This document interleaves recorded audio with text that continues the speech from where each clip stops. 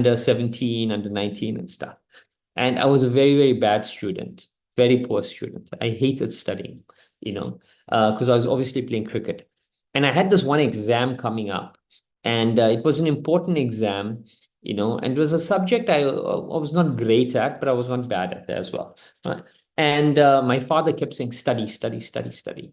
And I never listened. I never did anything. I used to act like I'm studying. I'll fall asleep on the table. They'll wake me up in 2 o'clock in the morning. I'll say, I like to study early in the morning. Mom wouldn't sleep. She'll wake me up. I'll go in the kitchen, eat something, and go straight back to bed. I did everything besides study. When the exam came, by some stroke of luck, it was a multiple choice exam. Multiple choice. Now, multiple choice, you can get lucky. And that's exactly what happened. I got very, very lucky. So the result came and I got an A plus. Right. So I was very happy, extremely happy. So I go and show the results at home. Proudly, I take the certificate, I go and show it to my dad. And my dad told me something amazing. He says, Shamal, I wish you failed. My father is telling me, I wish you failed. He says, I don't even, this like, well done, but I really hope you failed. And I was like, why would my father even say something like this? Like which parent would say their child, after getting an A plus, I wish you failed? Then I was upset. I didn't talk to him for 1 or 2 days. And he eventually called me. We went for a walk and saying, do you know why I told you I wish you failed? I said, I told you this because you know and I know that you didn't study at all.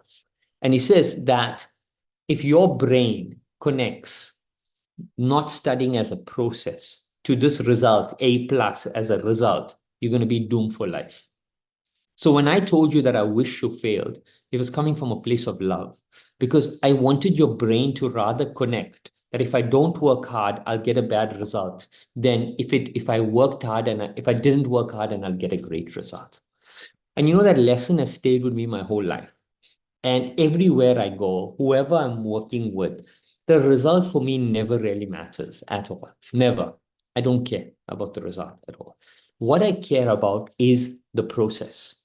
How strict was a person with the process that they do it?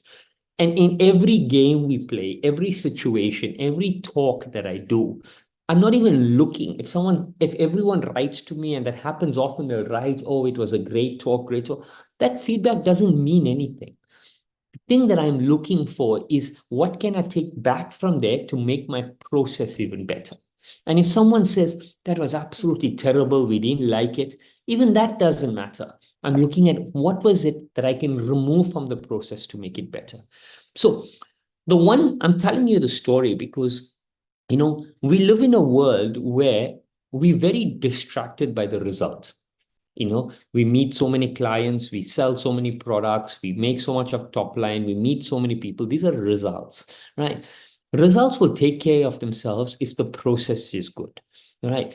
But when you start to evaluate yourself by the quality of your process, right, the result will always be positive, always. Now, if you're a parent as well, I want you to start to be particularly cautious and careful about how you parent children along building processes. I was speaking to one of my kids who is a 11-year-old cricketer in the UK, Indian cricketer. And I was telling his dad, he says, what do I do? I said, he's 10, 11 years old. I don't expect him to do too much. But the first thing I want him to do every single day when he wakes up is I want him to make his own bed. He doesn't have to make it absolutely perfectly like how a maid would do it, but I need him to move his blanket back up, set his pillow in there every single day without fail. That's the first step to teaching him discipline. Right? I said, once he does that, then we can layer something else on top there.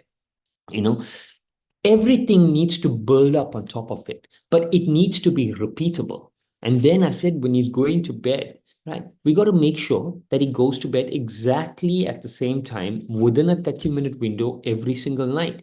Sunday, Monday, Tuesday, Wednesday, it doesn't make a difference. Your brain doesn't function differently on a Monday or a Tuesday or a Sunday. It's the same brain. It's working the same. It must be trained in the same way, So once we start to build these routines, build these processes, it's very, very important. Then we can start doing things. So similarly, if you want to help yourself and if you want to help children in your life, The question you have to start looking at is, how can I optimize the process? So for example, it can be a simple thing. They study at the same time, they study in the same place. Don't allow them to read on their bed, because the bed is a place for sleeping, not a place for reading. Keep the environments completely separately. Before they go to bed, create a routine around it. Have a glass of milk, have a glass of water, brush their teeth, not looking at anything. They read a story or whatever it is. The process needs to be exactly the same. You take something out the process, you plug it into the process. If something needs to change in the process, it's fine, you modify it, but it needs to be repeated, because process is the most critical thing to achieving anything in life. Right. So I wanted to share that story. If anyone has anything else to say, you're more than welcome to jump on. Otherwise, we can say bye and we